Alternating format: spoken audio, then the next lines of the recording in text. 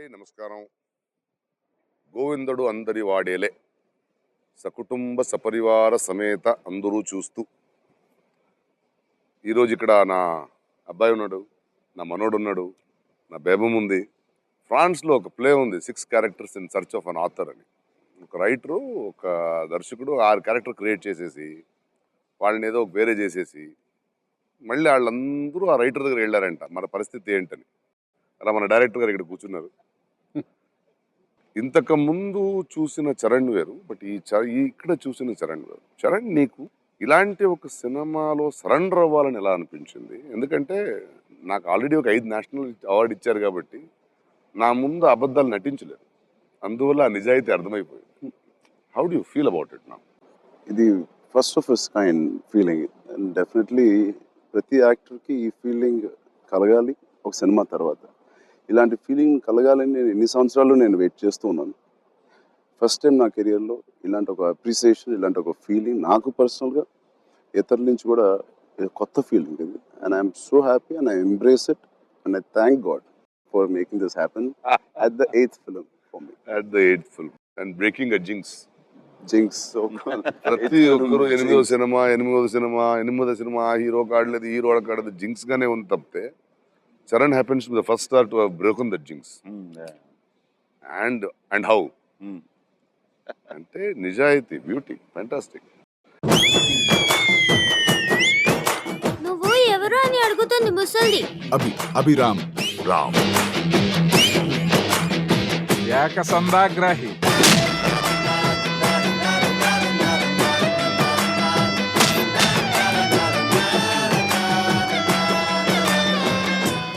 ఏంటబ్బాయ్ అవును మారలేదా ఇంకా నువ్వు? ఇక్కడ బూత్ మాటలు బాగోవు. కానీ నీతో క్వశ్చన్ ఏంటంటే, ఇన్ని సంవత్సరాలు నేను ఉన్నాను ఇండస్ట్రీలో, నిన్ను చూస్తే కుళ్ళేస్తున్నా. దేనికి? అది ఎలా ఇంత సింపుల్ గా ఉండగలుగుతావు నువ్వు? అది ఎలా ఈ ఇన్నోసెన్స్ ని కాపాడుకోగలుగుతావు? దేని గురించి కూడా పట్టించుకో. ఎలా? ఏమో నాకు వంశీ దగ్గర కుదురుతున్నా. వంశీ నాకు ఫస్ట్ ఖడ్గం నుంచి కూడా నాకు రే అది చేస్తావా అంటే చెయ్యాలా, నువ్వు చేయగలిగితే చెయ్యి అనేవాడు. అన్నావు కదా చేసేస్తాను అనేవాడు. ఎక్కువ వేరే సినిమాలు నాకు అంటే ఖడ్గం దగ్గర నుంచి అలవాటైంది. అంతకుముందు అంత ఇదిగా ర్యాష్గా వెళ్ళేవాడిని కాదేమో. ఆ సినిమా దగ్గర నుంచి అమ్మ ఇట్లా చేస్తే బాగుంటుంది అని చెప్పేసి వంశీ నన్ను ఇంజెక్ట్ చేసేవాడు. తెలియదు నాకు. వంశీ చెప్తే మొన్న బైక్ లోంచి కూడా దూకేశాను, అయింది. అపోలో హాస్పిటల్కి వెళ్ళాను, చాలా పెద్ద అయింది. అంటే నాకు తెలీదు. అంటే నాకు వంశీ చాలా జాగ్రత్తగా అంటాడు. వంశీని దూకమంటావా అంటే దూకితే బాగుంటుందా అంటాడు, అంతే దూకేస్తాను. తర్వాత సంగతి తర్వాత. అలా డైరెక్టర్ని నమ్ముతాను ఎక్కువ నేను. గన్ను పేలితే బుల్లెట్ నుంచి తప్పించుకోవచ్చు,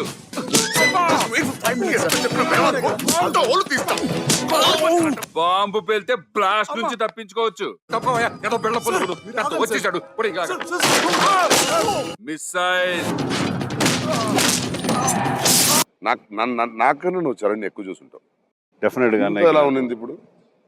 సూపర్. ఎందుకంటే నాకు బేసికల్గా ఇంట్లో ఆ వ్యక్తిగా చాలాసార్లు కలవడం, అంత ర్యాప్ అని ఉండేది కదా. అన్నైతే ఎక్కువ కూర్చునేవాళ్ళం. అలా వచ్చేసి హాయ్ అండి అని చెప్పి హాయ్ అని చెప్పి వెళ్ళిపోయేవాళ్ళు. అంతే. ఒక స్టార్ అయిపోయిన తర్వాత నేను ఫస్ట్ టైం నా ఇదేంటంటే నాకు కొంచెం మొహమాటం, కొంచెం అవి ఎక్కువ ఎలా ఉంటుంది ఏంటి అనేది వాళ్ళతో కలిసి అన్నయ్యతో అందరితో బాగా ఎక్కువ ర్యాపే ఉండేది.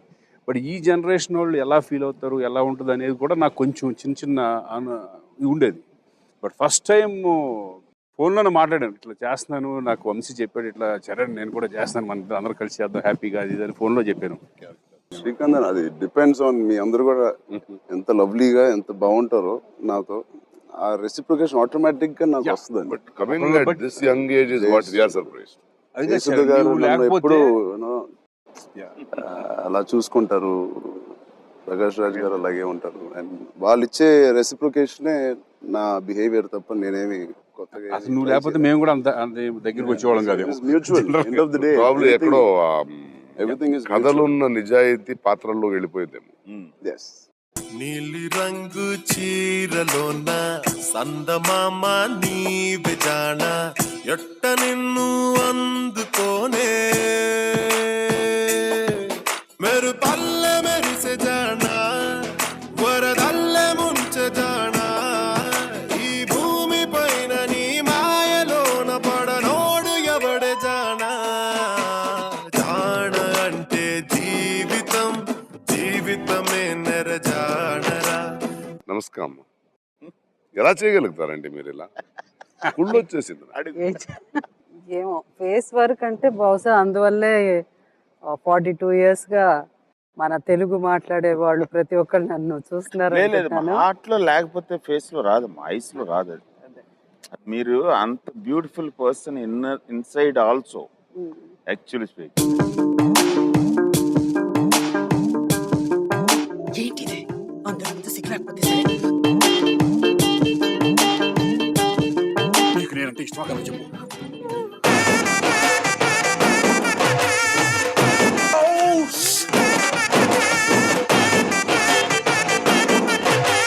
ఓహో అయితే మా మీద అనమాట నీ ప్రతాపం.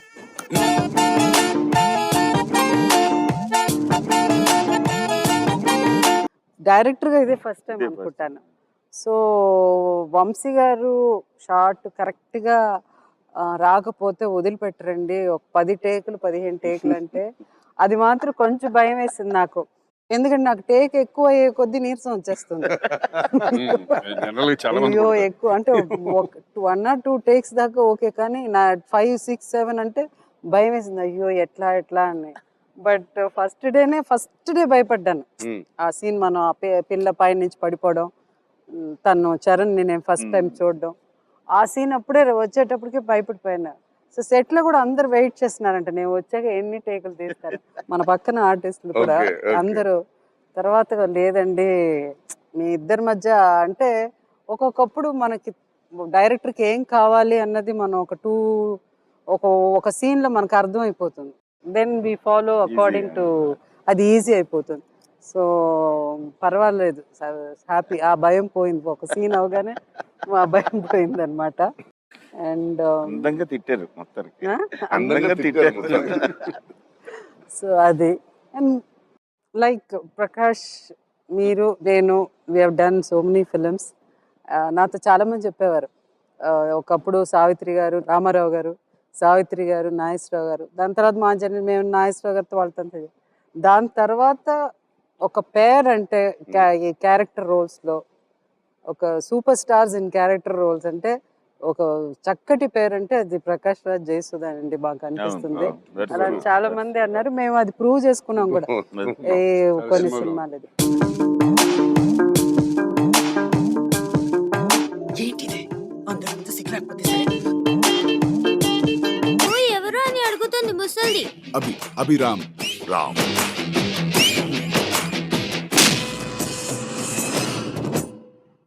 ఆ అబ్బాయి మంచి పిల్లడమ్మా. బట్ ఈ సినిమా నాకు చాలా interesting because song but Vamsi చెప్తున్నాడు it was on the edge.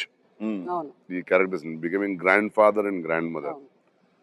But the beauty of the film వాళ్ళని కూడా అందంగా చూపించేసింది.